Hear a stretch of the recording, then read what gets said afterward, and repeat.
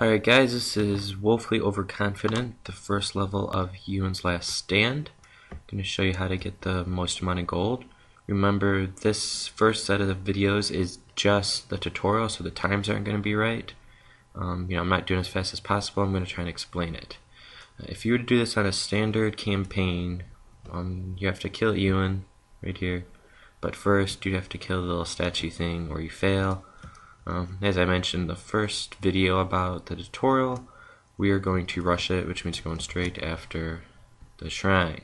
This shrine only has 75 health, which makes it really easy to kill. So first thing what we want is we're looking for a solitary Garu as soon as possible. But as you can see, we have it right off the bat this time, so we're going to put it down. And once again, these are all like first try videos on this one when I'm doing them. I'm going to do some more to show you different scenarios if you don't get the orders that you want, because the campaigns do change a little bit. But what's good about the Ewans is they're all like scripted. The same stuff's going to happen just about every time. We're also going to put down the foresight down, just one, because we do need some Nora to reserve, but we do need to get stuff. And we're looking for invisibility, which we do have, and flying, which of course is a spell that casts flying. And even though we have them right off the bat, we do need at least like one more thing here. So I always put it down first, because you don't want to wait hoping to get it and then not get it and have it screw you up. Because once again, when you do this for real, you do want to do it a timely manner. So we do that. I always do Shrine Sky as well, because if you do it right, there's no way they're going to destroy your shrine, so might as well get the extra guy. The only other one I'm really looking for is Acid Gale, by the way. We will need Transfusion and or Quickening later. Just give you a heads up as to why I said we didn't have them all. End turn, they're going to do their little campaign spiel thing.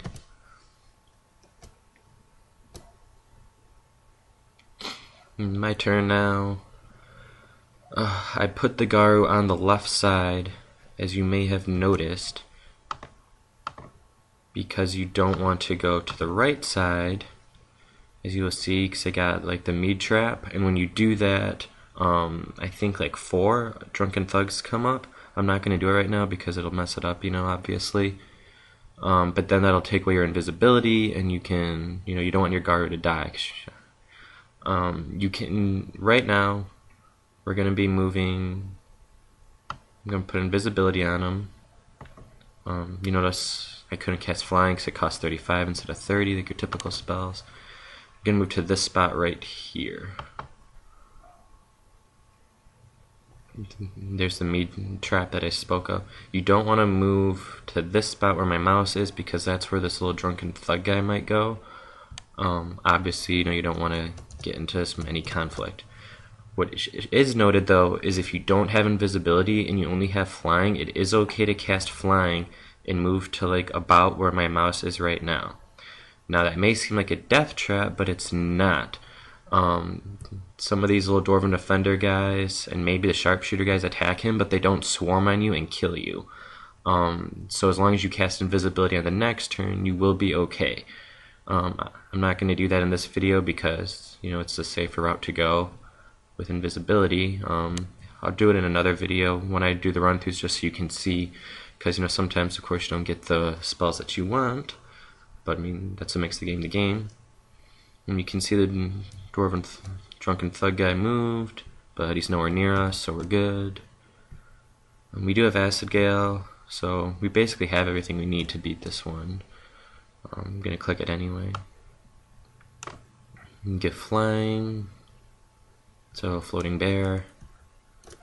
You don't have to worry about detection really on this level, which is good. On some of the other ones I'll show you, you have to be careful. None of these guys even move at all, which is great about the campaign being scripted, as I mentioned. But that's why you want to use invisibility. Obviously if I just tried to go through this without giving him invisibility or flying, they're going to obviously kill him. So right there, everything's good so far. Gonna end turn. The only, before somebody asks a question about the Shrine Scry, and the danger to your shrine, I will point out that this Griffin Rider here will slowly make his way over there, so you don't want to mess up. It's really easy to do these without messing up, but if you do start to mess up, like, you will eventually lose. So if you mess up, either try again or really try and hurry it. Next step, we're going to go right here to where my mouse is.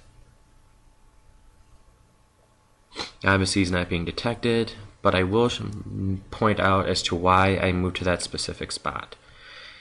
By moving here, we're now going to do Acid Gale on that Griffin Rider, because if we take this path right here, the red highlighted one, and that my mouse is on, the enemy shrine does have detection, and you will become uninvisible, and then you will not be able to get to the shrine to attack it, because the Dwarven Defender and the Griffin Rider are going to engage you, and then obviously everybody else here attacks you. So you don't really want to do that, of course. So we're going to do Acid Gale. It doesn't matter if you do it this turn or next turn, they're not moving. I'll just do it to show you. And then next turn, do not move now still, even though you can go. You want to save up your AP. But you can see where I'm going to move next turn. Once again, the reason we're waiting is because once you go into that area, you lose your invisibility, and then they will start attacking you, and there's no reason to do that and risk dying when you can completely do it without even getting touched. More of you and talking. Alright, you can see we're only on turn 10 too, so just about all of these you can beat definitely by like the 12th turn, depending on how your rune reveals go. So now you can see we have a whole whopping 15 AP, which is plenty. It's only going to cost us 3 to go. We get the Lenora burst, which you don't really need. Once again, as to why the Solitary Guru, as I mentioned in the first video that explains my deck here, or Rune Manager, is because he's going to get massive bonuses. I mean, you can see his base attack is 10, it's modded all the way up to 23 right now. That is because he gets points for all the fonts that your enemy has, and he gets bonus for being by himself, and most important is he gets a bonus for attacking the shrine, and he doesn't lose attack power like a lot of guys do. So now we're going to attack it. It does have 75, so you need to attack 3 times. There are 2 ways to do this. You can either use Quickening, which for those of you that don't know lets you attack twice for 1 attack, or you can do Transfusion and steal the AP. From one of these guys, they each have 11, there's plenty. I'm going to do Quickening, just because it's pretty easy, There he goes. Attack. And you'll see the twice, is from the Quickening, which only leaves it with 26 health left.